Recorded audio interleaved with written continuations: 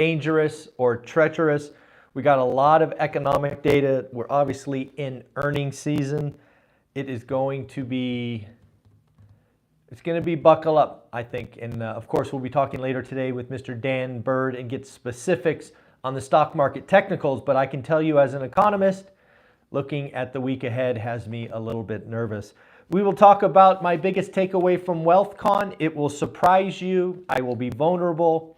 I'm actually going to share an epiphany that came to me on stage in front of over 1,000 folks. And yeah, I'm going to be a little bit vulnerable with you in a minute. But first, let's get into the news. What is going on? Well, we will talk about the economic stuff first.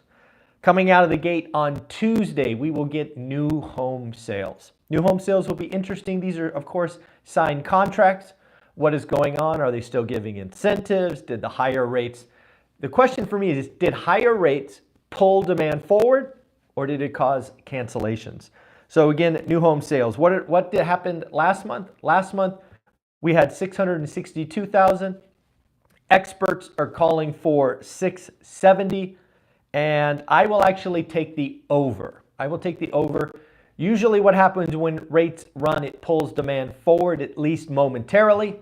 So I will take the over on 670, probably not by much, maybe 677, 681, somewhere in there.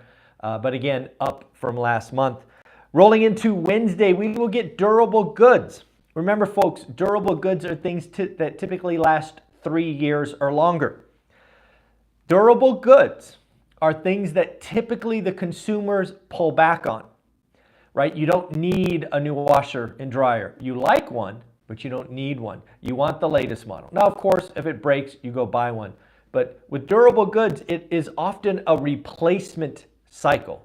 So again, folks, this is going to be interesting. Again, last time it was up 1.3%. The experts are expecting durable goods to be up 2.8. Why is that important? Again, durable goods will be a contributor to GDP.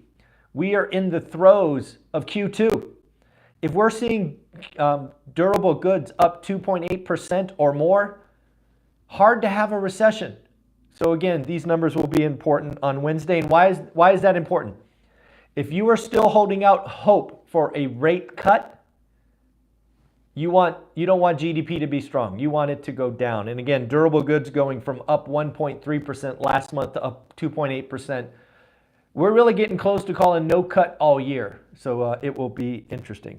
On Thursday, of course, we get initial weekly jobless claims, initial claims. This is something we are watching. They are bouncing around, I think, 230-ish. Again, not a concern until it's over 300,000 and really about 300 and a quarter, so 325. We have been in the low 200s for quite a while. Thursday, though, we will get pending home sales. This will be interesting.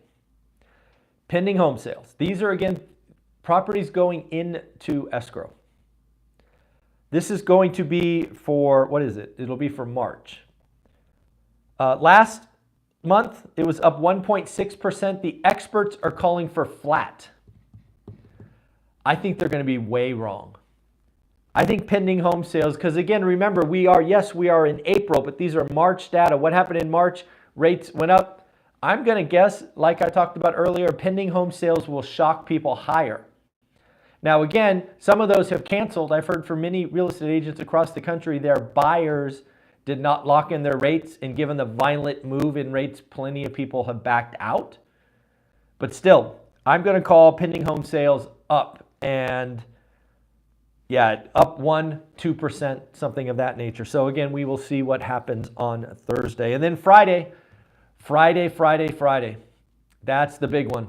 Friday morning, 5:30 Pacific, I believe. We're going to get PCE. Again, remember, PCE, personal consumption expenditures. This is the one the Fed looks at. This is their inflation reading, and specifically PCE core. So what's going on? First, the headline number. Last month was 2.5. They are expecting it to go up. Folks, just in case you're confused, up is bad. Up is bad. So it was 2.5. They're expecting it to go 2.6. The core last was 2.8. They're expecting that to go down. Core is X energy, X food. So again, they are expecting core to go down by a tenth, but headline to go up.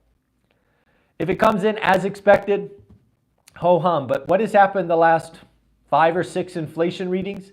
They have been ugly, ugly, ugly. So again, Friday has a chance to really do some damage if we get another hot inflation reading. So again, it's going to be a very interesting week. And then on to earnings. We are starting to get in the throes of earnings, not just the big banks, but we are starting to get more and more. On Monday, I will be looking at Albertsons. It's a grocery store. What is going on with inflation at the grocery store? Then I'm going to be looking at some regional banks. Again, this quarter I expect to be very regional bank focused, looking at Zions Bancorp and HBT Financial specifically. What is going on with reserves, loan volume, carried interest, all of those things. So again, looking at the community banks. Tuesday we have GM and Tesla.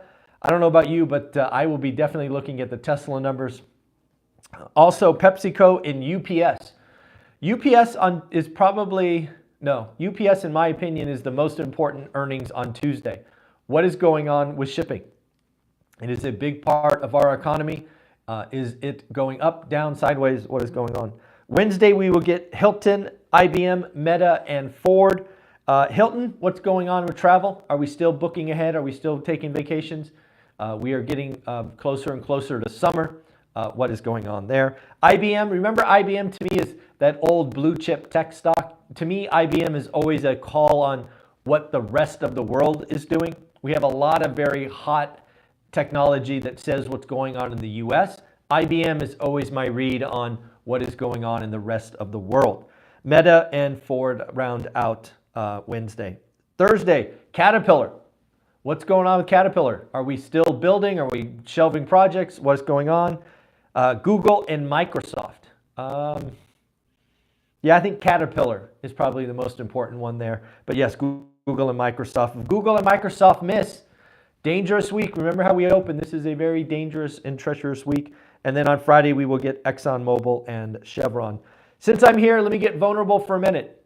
If you watch my channel for any length of time, you know I've been very proud, and proud's probably the right word, that my superpower is focus and daily discipline. While I was on stage at WealthCon, it hit me like a bolt of lightning that my superpower is also my kryptonite. What do I mean by that? Yes, I think it is really cool that I can go and create 1,000 videos on YouTube and not be monetized. I can take pride in the fact that I will do more than most. Okay, great. But Zuber, you're an idiot. You're an idiot. What do I mean by that? It's not a badge of honor to work harder or work longer than anyone else. I should have asked for help sooner. I have done so many things in my life by myself, doing my thing, without asking for help, without networking with others, without getting coaching, that it's my kryptonite. What I have long thought, written about, spoken about as my superpower,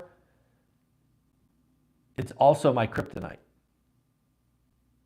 And that hit me while I was on stage trying to get folks to see the power of networking and sharing and tracking and getting good friends.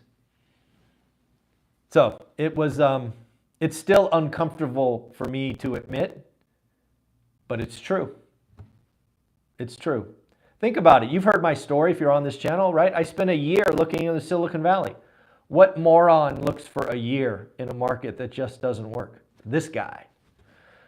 It should have been 3 months. It should have been 6 months. 6 months was okay. That extra 6 months was wasteful. You create a YouTube channel because you want to help and create legacy. You've done 1,000 videos and you're not monetized. You might want to ask for help, stupid. This guy. So again, it probably should have been obvious sooner, but it didn't hit me until I was on stage. That was my kryptonite. So anyways, a little vulnerable there. Let's talk about housing. Let's talk about housing. We're going to get the numbers for the week. These are the things that I am looking for. I am looking for inventory to go up. I'm looking for days on market to go up. The thing to track is listings. Listings is going to start to roll over given seasonality. So we're going to start to see where this thing goes as we exit the spring and we enter the summer. But those are the things that I will be looking for from Housing Wire, from Resi Club, from Altos Research. Those will be the things that I will be looking for. I don't know, folks, do you watch Minority Mindset?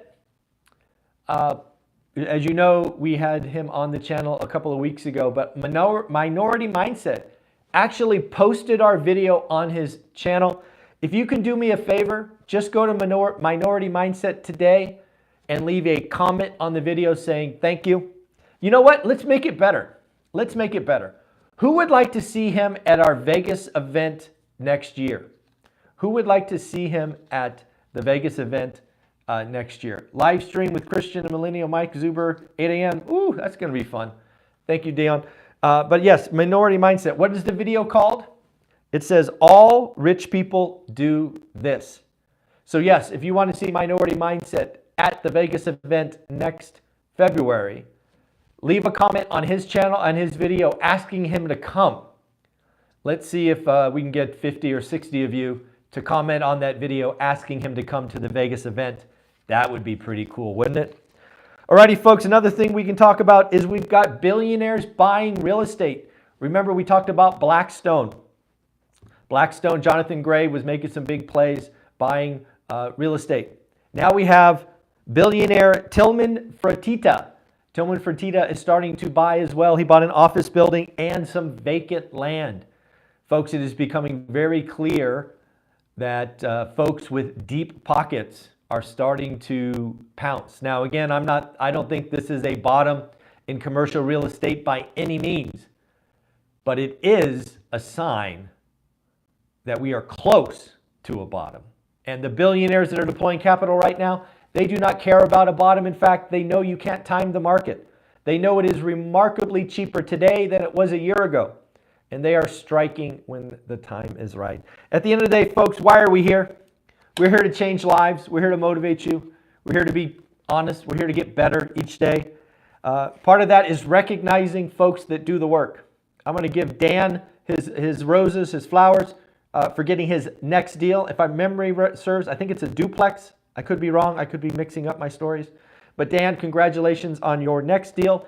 And Gary, congratulations on your golden ticket, man. Sending out these golden tickets are amazing. It means you've done the work and you've got your first deal. Folks, again, golden ticket, first deal. Black card, next deal. You can get as many of these as you would as you get. You can only ever get one of these. So again, Gary, Dan, congratulations. Your card will go out in the mail. I guess it'll go out tomorrow because today's Sunday.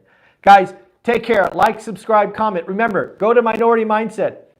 The video is called All Rich People Do This.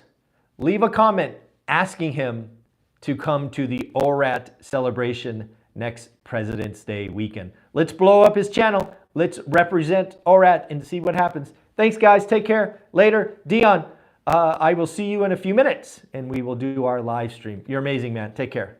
Later.